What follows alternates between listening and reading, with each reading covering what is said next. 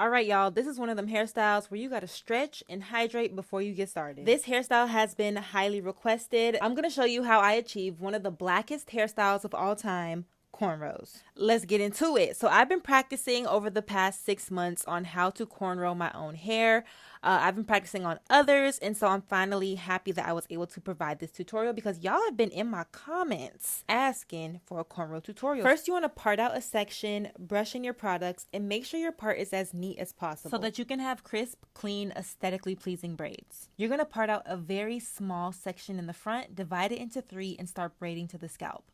So braiding to the scalp is when you are adding small sections of hair as you're braiding down your section, and you're going to make sure that everything stays tight so that it sticks to your scalp. Watch my fingers work in this clip. You can see how I stabilize the braid with one hand, and then I use the other hand to section out hair to add into the braid. Make sure you don't add too much hair at one time because then your braid will turn out chunky. They might turn out dookie-like. I know y'all have heard that term before, but it's important to add a good even amount of hair into the braid as you're braiding down. Make sure the ends of your hair stay detangled because that will make the braiding process a lot easier for you. So once my cornrows are done, I put some mousse on top of my hair, tie it down, and that just really solidifies the entire hairstyle, gets all the flyaways, and gives you super neat, crispy braids.